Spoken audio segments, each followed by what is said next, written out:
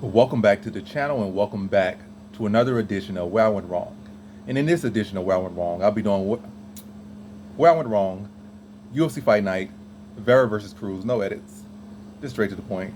Had a lost track of what I want to call this video and what the exact name of this card was. So UFC San Diego, UFC Fight Night, Vera versus Cruz. We locked in now, Where I Went Wrong. And I could do the full card and like all, pat myself on the back for every pick I got right. But I'm just gonna focus on, two picks I really liked for this card that I picked. Like two ones I really liked, and that's really gonna be it as far as the positive side. But mostly gonna focus on the negative because focus on the negative is how you turn those negatives into positive in the future. So it's better just to focus on negative. That's the whole theory and whole process behind this video. It's not to say, oh my gosh, I did so bad, this card I suck. It's to say, where did I go wrong?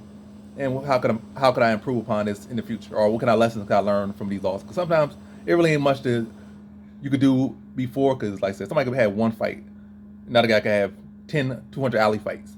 Then you go in and like, well, I was trying to go with it, like it's not enough tape or not enough to research. And by taking an L, sometimes you get lucky, you don't have the research really out there. You get a W in that lack of research, and then you can still learn from the fight. Sometimes you take L's, and then you can learn from the L's, and now you do have actual stuff you can learn from. So it's a lot of different things, and sometimes stuff just happen differently. Sometimes people develop. It's a lot of different things to learn. So matter of fact, every single week, for the most part, you're gonna have it. Like 99.9% of times, or 90% of times, you're gonna have. Well, for me, 100% of times, I'm gonna have at least one pick wrong. This week I had 5 picks wrong. Went 7-5, 7 of what 12. Yeah, because one fight went to a draw. But yeah, let's get into it. So 7-5, 7-12, decent enough card, especially given how many dogs were biting on this card and how unpredictable this card ended up being. But for the first fight, we had Zalal versus Blackshear. Went to a draw. Blackshear, as I expected, was very good in the grappling, very good at scrambling, taking position, was able to win the first 2 rounds. Zalal didn't really show much improvement, but looked okay at 35. But looked like the same fight. Didn't really see no improvements from him. Blackshear looked pretty good, but going forward with him, cardio got to be a concern for him. It got to be a concern for him going forward. Could be a good front runner, but somebody could push a pace on him. Could likely be somebody could push a pace and actually put him away, unlike what Zalal was able to do, wasn't able to do. Then that's a concern for him. Guys that have grappling issues, I could see him getting some submissions over them.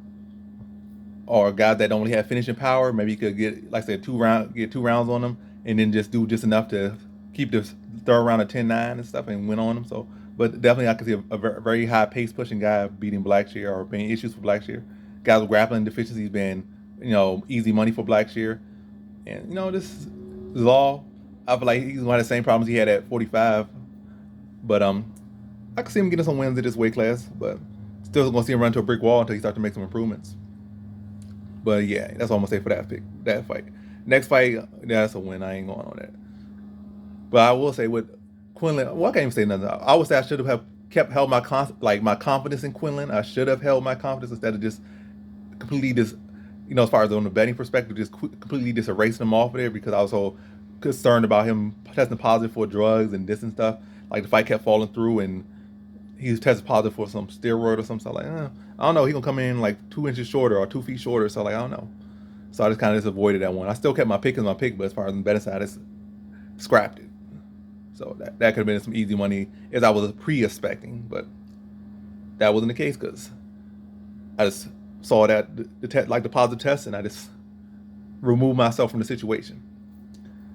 That's one thing. That's what I would say with that pick. But this is a big one. Nam versus Osborne. This was a fight I was very confident in, and everything seemed like right, and everything with my prediction seemed like right. Like I felt very confident in what I was saying. Nam was like 38. He's 30, about to turn 39. We all know that Nam is known for big upsets. Like we know for that. So he guess he had another big upset in him, but yeah, like I saw like the aid was there, the momentum was there on Osborne's side. I like everything lined up. Like he had the skill, the speed, but I guess he got a little bit too overzealous, tried to throw flying knee, and he got set up, timed, and but I guess that's something that Nam saw in the reads. He saw this guy likes to throw flying knees like right here and stuff. Like I feel like Osborne didn't go for that flying knee, just stuck to just striking and not trying to be flashy, and just use his speed, use his skill, use his youth and athleticism. I feel like he probably could have skated by on 3-round decision, or maybe even got a stoppage himself. But yeah, I got interrupted, so I don't know where I was last off. to get to the point with this one, I even tried to drag it like about, oh, I was feeling this, feeling that. I guess with this one, what I could have saw with this one against Osborne versus Nan was ignore the age. The red flag I saw that I overlooked prior to this fight, well, making this prediction was, or well, in the process of making this prediction was that Nam, I was predicting like a knockout, like he's 39, these guys 38, 39. Yes, they might not have get a history of getting knocked out, but you start getting older, you start getting swept up underneath the rug. You might be good, you might have a solid chin, but you get up there in age, especially at, well, flyweight not a weight class known for knockouts. Some guys just happen to have knockout power at these very light weight classes, but historically, lower weight classes really ain't where the power's at. That's like heavyweight, but then also heavyweight, the older guys be thriving, whereas in lower weight classes, the older guys get swept up underneath the rug. But anywho, yeah, you get older, you start getting finished. So I was kind of leaning towards that. I was like, this time he gonna start getting finished, but he only got like one TKO loss on the record. I think most of his losses are decision losses, so he's not really gonna get finished like that. And Osborne, I feel like Osborne, he's like a guy that he's good early, but he does kind of fade as the fight goes on. Nam kind of has his issue of following people and looking for that big shot or trying to find that big shot or waiting for that big shot. That's his issue. So, like a technical striker like Sergio Pettis, Kai Car-France, he'll just be trying to chase them the whole time. And even Matt Schnell to an extent, like he's trying to chase and find that big shot every time. And meanwhile, they just pile up points on you. And then he loses decision like that. Or gets robbed sometimes. Or, a couple cases of that in his career. But, yeah, always looking for that big shot. But Osborne does have some technical deficiencies at times, does have some technical lapse, and also does fade if he can't get it finished. My thing with this one was I did play smart on the betting side in a way. I put Osborne a lot of parlays, so that did end up crashing a lot of parlays. But with Nam, I did bet inside the distance because Osborne could also finish inside the distance, and Nam, obviously, the only path to victory is finish, so you get a two-way. Like Osborne, I feel was very confident to win, but it also had in the distance, so in a different parlays in different ways. Because I know like Nam, if he is to win or upset it, I'm gonna get cash that way too. So, but if the way I would want it to be is that Osborne would finish Nam, so both of those would cash, but it hedges as well, it acts as a hedge as well, because that's literally Nam's only path to victory. Yeah, day of interruption. But how I feel about this one? Like, well, yeah, I was talking about Osborne versus Nam one, which is kind of dragging this point. Yeah, well, I can saw like Osborne is a not the best finisher as far as like finishing fights, but as far as maintaining a good pace throughout. Like he could be good early, good fast, like beating everybody to the punch. But he has been knocked out one time, but so you can't really hold that against him. Now it's twice. Now you can kind of hold it against him, but then again, both of those guys hit very hard and are very explosive. But yeah. So the thing is, it hasn't. We for sure knew that Nam could knock Osborne out, but Osborne thing was more so leaning to the fact that Osborne's explosive and fast, and also Nam is old, but Nam didn't have necessarily the same track record or hadn't been knocked out as recently and had a long career where he only been stopped like via TKO like once and really only probably stopped a very few times in general, like not only getting out wrestled, really more so just outpointed. But yeah, that's that fight. I guess my lesson for that one is unless it's a true path to victory, age alone is not the path. Unless the age is showing like they on a downtrend, like they getting TKO'd every single fight, or they getting wrestled every single fight, and then like that guy does that and is younger and on a good momentum and has fought relevant competition and beating relevant competition, then you maybe that is the high or lock is warranted. But just purely off age alone and just some momentum without necessarily built up track record, maybe I shouldn't do high. But I don't know. I don't feel like I should necessarily change that, but definitely should be a consideration. Like look back when I start to pull the trigger on that, look back on that. But yeah, that's that fight. Next fight went right. The second fight I went wrong was Nina Nunes versus Cynthia Calvillo, or Calvillo versus Nunes. With this one, I think this is a big lesson. Like this fight was a split decision. I think Calvillo actually outstruck her or outlanded her. Didn't outstrike her, but outlanded her and scored 3 takedowns on her. So statistically, she beat her, but split decision, whatever the case may be. But watch the fight, you feel like the rightful woman won. Close fight, but the rightful woman won, I guess. But I guess with this one, and these dog, it's not so far the fight itself or the fighters themselves, but in a situation like this, maybe from a betting perspective, I don't think I actually put no skin on. I didn't put no skin in this fight, but it could be good to maybe put some skin in these type of fights. And if it's a considerable dog, then bet the dog in this sense, or in that case. But yeah, I'm not sure. With that one, I'm not really too sure about Nina Nunes versus Calvillo. But yeah, as far as going with that one, I think it's right to consider, betting dog, because you're already getting plus money there. So it's not like you had to bet 2 fights or parlay them to get value. Like, value's already there in a tight matchup. We had to worry about what Nina Nunes. Why I lean to Calvillo here is because Nina Nunes did get taken down by probably by Mackenzie Dern, who has only like one takedown in probably last 10 fights. So if she gets taken down by Mackenzie Dern, who got the worst takedown accuracy in all of MMA right now, I know Calvillo could have a shot there. But I think the thing is, Calvillo has been showing like she has not been mentally locked in, so she has not been the same fighter. And Nina Nunes, even though she's older, I mean, it's only like 2 years separating them, but they both like 35 plus. I think Calvillo's 35, Nina Nunes like 37. But Nina Nunes at least was more locked in. But then again, neither one was truly locked in. Nina Nunes was kind of eyeing the door, but Calvillo was physically out there just quitting these fights and not really giving a good effort. Like, she'll give her takedowns, and then when she wasn't able to maintain or got hard, she would look for the way out. So, but yeah, there's always value in a dog instantly because they're plus money. So, in a close fight like this, consider the dog more, or just putting some skin on the dog. And also, prior to that Mackenzie Dern fight, I feel like the Mackenzie Dern fight was like right off of having a baby. Now we have seen that, like, Mackenzie Dern fresh off a baby, she lost. Still a good opponent though, but fresh off of all, she did lose. I mean, fresh off of that absence and having a baby, she did lose. Nina Nunes fresh off a baby, she did lose, but then she bounced back. But then again, Nina Nunes bounced back because she feel like the love ain't there no more, and she wouldn't be a coach. So it's still like, no matter how you look at it, it's a questionable type matchup, but like this questionable type is much better value in a 50-50 fight to just put it on the dog. Like, both of these women guys have a chance to win, equal chance to win pretty much. Lean to the one that got more value because it's a coin flip already. So lean to the one that's going, you could bet less, make more. But I did do the smart thing over. I put like over, what I did, 1.5 or 2.5. I think I just did over 1.5. I tried to be on the safe side because I didn't know Nina Nunes. I didn't know if Cynthia Calvillo was going to get kicked in her stomach again and curl over, or if Cynthia Calvillo was come in here and take down Nina Nunes and submit her. So I just bet the over 1.5. I didn't go as hard with the over. I knew this fight could go the distance, but I did have my concerns about both of them, so I just went safe with 1.5 and put it in the parlay, which was successful. A little short parlay with some very likely to happen, like props, but yeah. So the smart thing in that fight was the over, because like that close of a fight, a split decision, further justifying just kind of not picking a straight pick and just going with a prop, panned out pretty well. And maybe I be feeling these fights could end up in very close decisions a lot of times, but I don't be betting the split decision. Those split decision props be crazy. Yeah, and I didn't bet the split decision, so. But hey, in these situations where it's like iffy, but I'm not even gonna talk too much about this no more. About this one, it's over. But as far as Cynthia Calvillo going forward, unless her head's in the game and her head is out, or her heart is not there, then I'm gonna start to really lean to, pick up scraps and pick against her if she goes on her way out that door. Nina Nunes has already decided to leave out the door on her own accord, but Cynthia Calvillo, if she's going to continue to stick around with this questionable motivation and lack of heart, lack of drive, it's going to be picking season against her. The next fight, so that was my second L. Third fight should have been L, Boudet versus Brzezinski.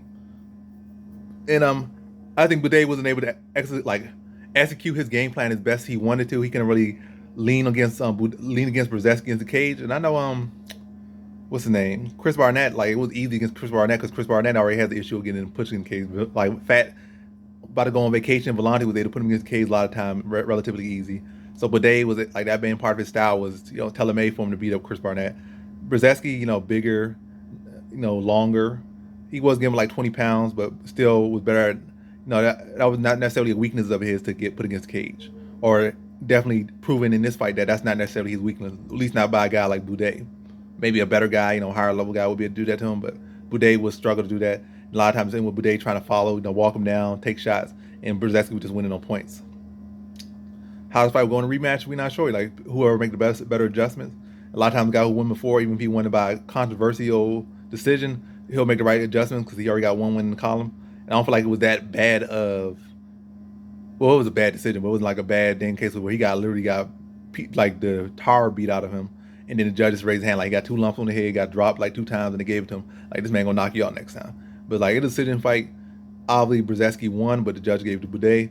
But neither guy took no great damage, so it's like they both can definitely make big adjustments to get the victory the next fight. No guy literally got beat mentally out there, beat mentally and physically to the point like yeah, like there's not a doubt in my mind I got Tara beat out of me. Nothing like that. No real great damage is all I'm trying to say. No real great beating. But Brzezinski definitely won that one. But hey, a win's a win. I get screwed some decisions. I get the lucky side of decisions. So good for me. Like I ain't gonna hold it too much of me. Like you gonna get it one way, or you gonna get it be on the right side, or you gonna be the wrong side. It's part of the game. But I will admit, bad decision. Like I'm not. We want people to say like, well, I was right because I picked decision. I picked split decision too, and it was split decision. My guy won. Nah, bad decision. I will admit that was a bad decision. I got lucky, but a win's a win, and I will say that too. Then the next fight we have Angela Hill versus Lupita Godinez.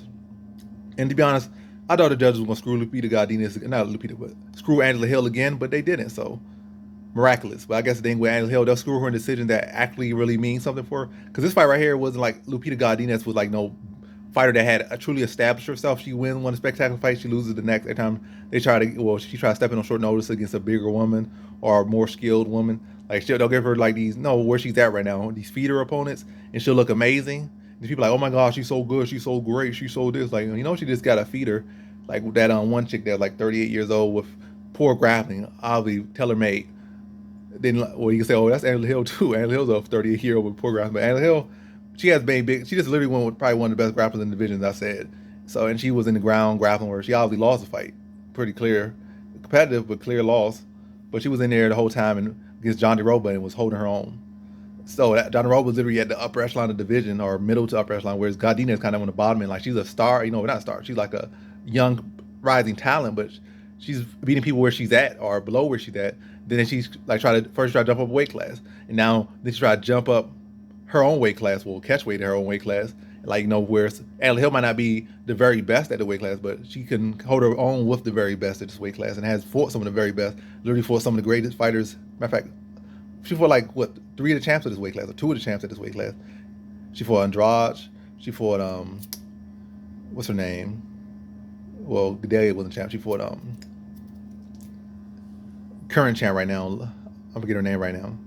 Carla Esparza, and she fought I'm saying it backwards. Carla Esparza is current champ, but she fought Rosana Muniz. So she fought some of the best at this division. Like obviously didn't fare the best at the time she fought him, but she's been around, and so that's a big step up. But I thought like it's still, regardless of what is this, what is that, I thought the judges typically screw Angela Hill. But I guess like I said, Lupita Godinez is not somebody that's like really trying to inch her way to the top 5 or something like that. That's the fights I feel like they kind of screw Angela Hill over in the decision. Like they just don't want her to truly be in the top 5 or nothing. So in those type of situations, she gets screwed over. But I guess the fighter that's trying to, near the bottom, fighting them like the feeders right now, and still trying to get fed and grow and develop into a star, they'll do it like really it's like almost seem like very sketchy because they find like we'd rather just have Lupita Godinez lose here. I mean, Angela Hill clearly won; she should have won, but she has one fight similar to that. But I mean, should have won fight similar to this. But like I said, higher up fights like that really hold true weight for her, I guess they'll screw her over. But like I said, when Godinez, it's more so like the people behind the scenes messing with this fight's decisions, like Lupita Godinez, she'll bounce back from this. We got to take her slower. Let's give her a loss here. It won't really do much for her career. They'll be able to say, oh, Angela Hill's this, Angela that. Angela Hill's this, Angela that. She was a veteran. So a couple years later, it's not going to hold too much weight. Angela Hill might be able to go back and say, I beat her before 5 years down the line, she becomes champion. But right now, it's better like we give her L right here. Because we rush her along, she's going to pile up like 3 losses. Because let's just give her L. Because she will win this one and she'll lose 3 times. But if she loses this one, she could win 4 fights. Let's just keep giving her those fighters that lower end entry level, or fighters that's kind of on the downtrend and got poor grappling and stuff like that. She fought way too hard against Hill and lost. So if she would look good, we would have gave her a decision. But right now, young, let's give her this L and let her get some more time to build and develop, because we not like what we've seen. So let's give Angela Hill the right decision for once, and they did that. But yeah. So my thing with that one, I did say I don't think I didn't bet this one straight, because I knew like as I said, Hill should win this one, but the judges will probably screw her, but they didn't this time. I picked Godinez for that fact, but obviously the judges decided to actually judge right for once, and Hill got her hand raised. like I said, I would rather be on the wrong side. Well, I'd rather be on like no, not pick Hill and her win, then once again pick Hill and her get screwed on the decision. Like that's why I've said it. Like I said again, I feel like the John Robo fight she obviously lost. I feel like there's other like Limos fight that she could have won. I feel like the Wardens fight she could have won, and some other fights, but definitely the Wardens fights to me stick out, and the Limos fight stick out. But yeah. Anywho, as far as prediction wise or betting wise, I just betted the over, like over 2.5, and just was hoping that Hill could hold up. Like I know Hill's path to victory like was only decision victory. Godinez could potentially, theoretically, get a finish. But I know Hill, like I said, just had those rounds with Dondaroba, and I know Godinez grappling isn't where Dondaroba's at, so she should be able to hold up there. And the risk of maybe getting caught a power shot like she got against what's that weird chick, that little red hair chick, Randa Marcos, and getting submitted. That was very much a possibility. That was one fight in her career, but all these are on the table, so that was a concern. But I know as far as Hill, her only path to victory, I was just feeling was a decision. So, and Godinez most likely was a decision. It was a little risk. Maybe he'll get caught with some power and get tapped out or get taken down and submitted. It was a little bit of risk there, but definitely as far as Hill winning was only decision. So, and Godinez again, most likely outcome was decision. So 2.5 was safe bet, and that would also eliminate that last 10-second Hail Mary submission or knockout from either woman. So smart bet there, and I think I put that in a parlay with the I put that in a parlay with over 1.5 on the Cavillo fight. But yeah, that was my third L, I believe. Third L. I got two more. Then my biggest, I feel like Osborne and Silva are my two biggest L, and they were both in a lot of the same parlays. So I only had two parlays, and they both were in both parlays. So they crashed those two parlays. But yeah, Marchart versus Bruno Silva. I think overlooked here, but I don't know. Bruno Silva looked weird in general in this fight. I guess maybe he did a big overlook. Like he didn't decide to juice this fight. He like, it's just Gerard Marchart. I don't need to juice for this guy. And then like after he got taken down, like damn, I should have juiced.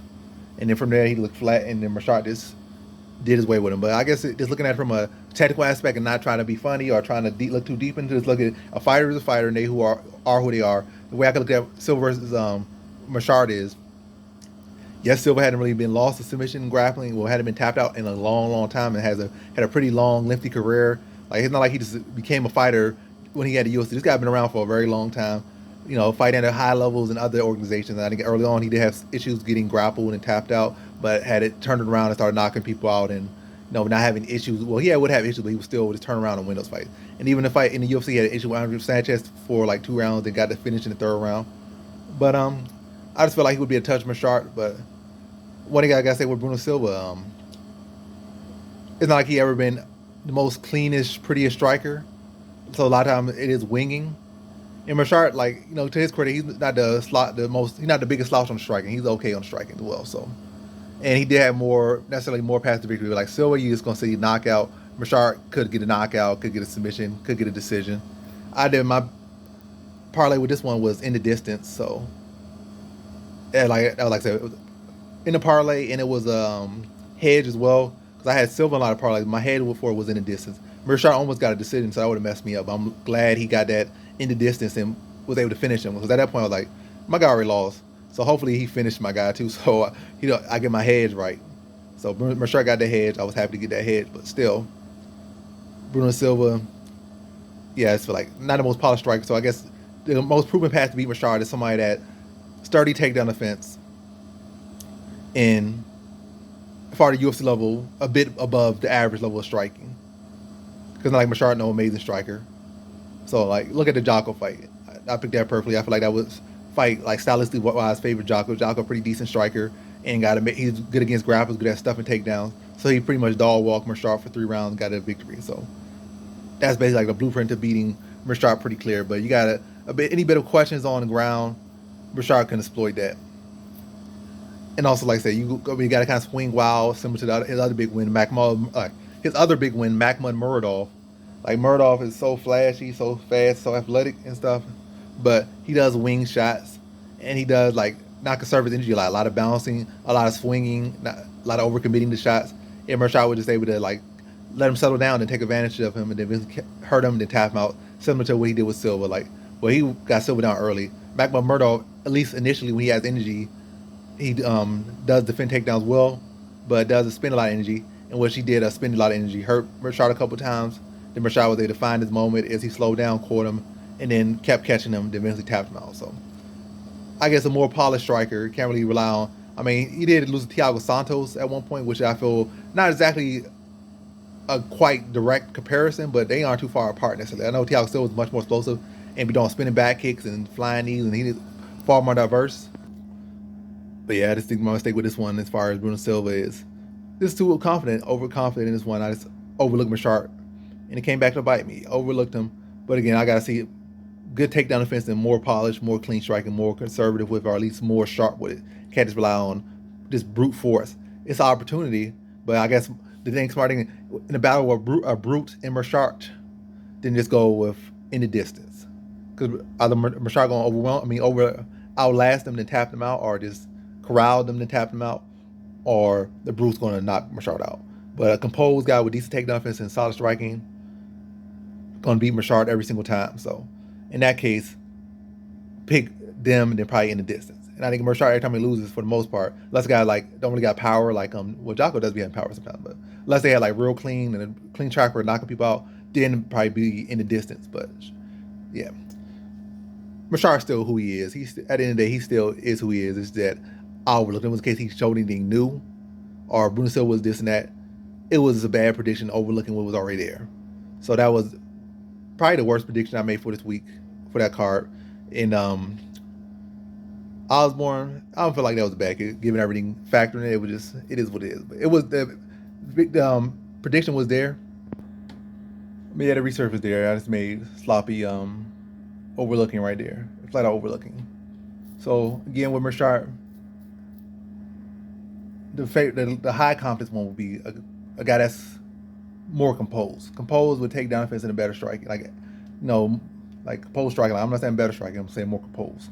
Because then you don't run the risk of swinging, over swinging, taking down, burning yourself out, and leaving openings like that. So more composed striker with solid takedown offense and good grappling defense. That's a high or low confidence to beat Mershot. But anything that leaves open and that's spending extra energy, that's average confidence or lean to Mershot. But that's the prediction for that one. I mean, that's the analysis for that one. Next fight, this also goes into the similar to the Nina Nunes Calvillo fight. Priscilla Cacarera versus Ariane Lipsky. This was my fifth and final L for the card. With this one, Cacarera versus Lipsky. Yeah, like fights wouldn't so pick them. You could very much lean to the dog, or at least maybe bet the dog. But I just kind of just avoided this fight in general. I didn't bet the under. I didn't bet the over.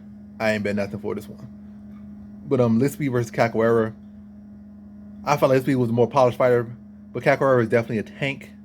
So, and my concern was, could she take the power of Cacarera, which she wasn't able. So Cacarera gonna come forward. She's gonna use that tank of a chin, take your punches, and eat you back. And Lipsky played right into that game, got into a 50-50 with a woman who got a tank for a chin, who's a tank. Got the female, I forget his name right now. The female judober out there. Took her punches, and knocked her out. So Lipsky for the dumb game plan, but the smart thing, like I said, it's 50-50 fight. Sometimes it's okay to lean. I feel like I could do a better thing in the 50-50 fights, lean to the dog. I could do a little bit better. I don't have to, but I feel in a lot of these times that do be sometimes the fights that slip past these little 50-50 fights. And Cacarera did simply have more fights to paths to win. Well, they had equal paths. Lipsky, I feel, could potentially get submission, but who actually really submitted inside the UFC? She got one submission win. But Cacarera for sure had the knockout path, and she for sure had the decision path. Lipsky kind of is more so, her submission path was kind of shaky, but more so decision. So in that sense, it could have been Cacarera probably was the better bet, especially as a dog. But so that's my thing for that. I ain't not gonna delve too much into there. Now I'm gonna focus on my two favorite picks, I guess, for the week or for this card were Onama versus Landwehr. I picked Landwehr to win the decision, and I saw that Onama got wrestled around by Mason Jones. So I saw that path. Saw that Nate Landwehr was able to do similar thing to Ludovic Klein. So I know he could do Onama. I'm not saying Ludovic Klein is better than Onama or anything like that, but he was able to do that. And then by MMA math, he is better, but we ain't doing MMA math.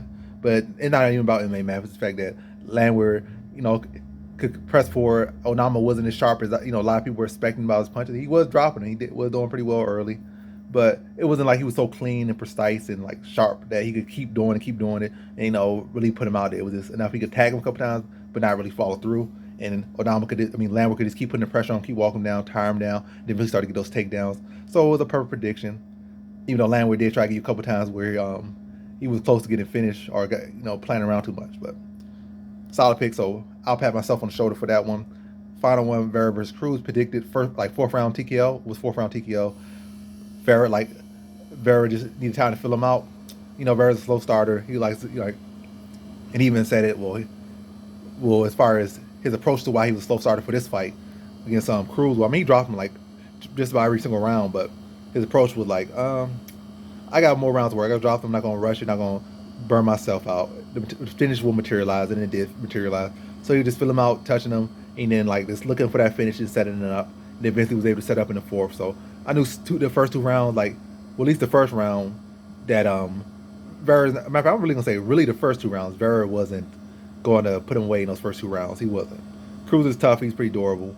Obviously, his durability is definitely dropping now at 37 years old, but the durability was there, experience was there, the wrestling was there, to stint him. But Vera did speed to get him out, and Vera himself is a slow starter, so Vera wasn't getting away in the first two. And that's ahead. I put Vera in the parlays, but the parlays had already crashed because of obviously Bruno Silva and what's his name? Bruno Silva and I forget his name right now. Let me scroll down. Bruno Silva and Osborne had crashed, but my hedge for this one was the over. I put in a parlay, the over parlay. I think over, yeah, over 2.5, I believe. I should have did 3.5. Nah, 2.5 was okay.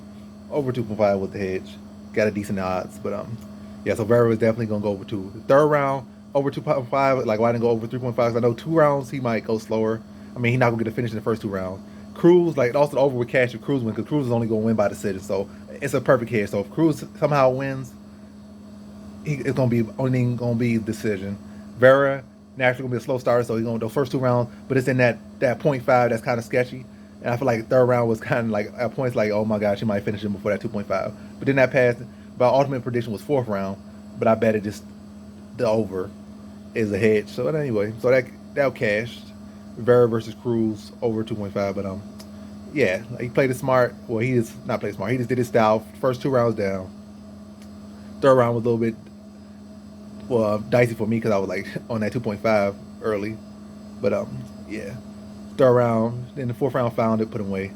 Cruz, really nothing for him in the game. Talking about he gonna die to win and stuff. You already a 2-time champion. You 37 years old. Ain't really much left for you in your legacy. You should be chasing legacy fights like Aldo, or I don't know, maybe trying to get a rematch. Not a rematch, but try to get Edgar, Aldo. I don't know, maybe Conor McGregor. Just those fights he should be looking for potentially. A Cejudo rematch maybe, but him winning the belt purely or TD Dillashaw rematch. But the Dillashaw match don't even need to happen, at least on his side. But yeah, Cruz not really much out there from beside legs, so fighting with belt didn't really make that much sense. And it comes with a lot of risk and probably a lot more L's at this age. Vera on the side gonna keep winning. I feel like they probably gonna, if O'Malley managed to pull off a win over Yan, they probably gonna make up the rematch and they gonna fight for a title eliminator. If Peter Yan wins, he probably just gonna get the next title shot. Not Yan, but Vera probably get the next shot because Yan has already lost to Aldo twice, so nobody really want to see that just yet or that soon. But yeah, that's with Vera. Very close to a title shot. Very close to a title shot, if not already guaranteed, or very much close to a title shot if he doesn't already have it. If say Yan wins, but I'm not the matchmaker, but that makes sense to me. Yan shouldn't be no title eliminator just yet. Or this shouldn't. His fight against O'Malley shouldn't be a title eliminator. I feel like he should at least win 2 wins before get a title shot. And I feel Vera could get a title shot if, if Yan wins. But if O'Malley wins, knowing how big O'Malley's popularity is, or how much value they put in O'Malley, then O'Malley versus Vera 2 for Vera versus O'Malley 2 for a title shot could do some big numbers, and yeah, maybe clear some delusions or prove some delusions. But that's the prediction. Well, that's the analysis. That's the where I went wrong. And again, 7-5, 7-12. Great pick, underdog pick on Onama. Great reads throughout the card, but some slipped through. And that's the video. Peace.